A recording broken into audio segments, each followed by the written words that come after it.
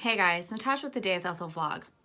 Ella Fox's story on the way down was really emotional and it gut checked me. Like, there's just a lot of stuff to unpack on that. And that was like a story that was one of my top reads last year. And I knew when it ended, the new book, the part 2, the On the Way Back, was going to be one that, for those of you who wait, the patience and like the sadness finally comes to an end.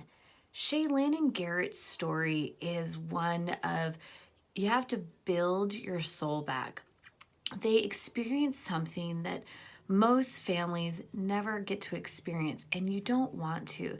The loss of a child is gut-wrenching, and it tears at one's soul. And how everybody deals with it is at their own pace and at their time. There is no textbook on how you're supposed to grieve.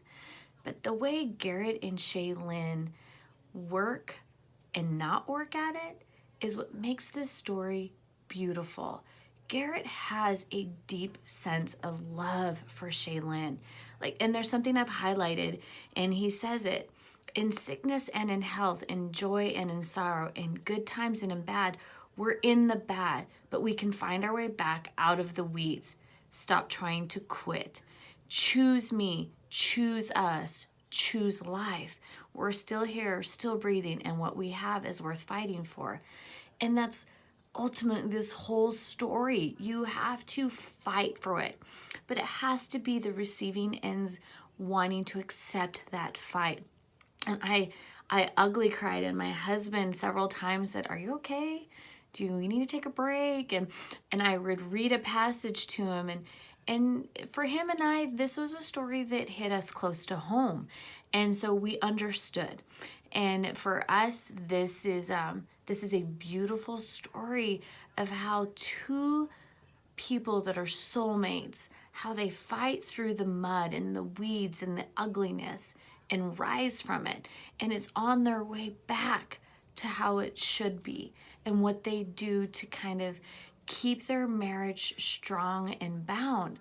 But you have to let the soul heal. Like I've said before, it's that time when, how Ella Fox wrote this was probably an emotional toll on the author as she wrote it, because you have to feel those emotions. And as you read it, you could feel these emotions. You can feel the agony, the rise, the excitement, and then the downfall of the heartbreak. And, it's like my heart just did this constant, anxiety. It was racing really fast. And then at times my actual Apple Watch told me to breathe, because I was holding my breath, just waiting to feel, the pain. And so that's what's beautiful about this story, is that it's a beautiful love story that has the agony and has the angst and has all of this all wrapped into it. And then it kind of goes hand in hand. It's like, not only is extreme pain is cruel and vicious and a taskmaster, it lies.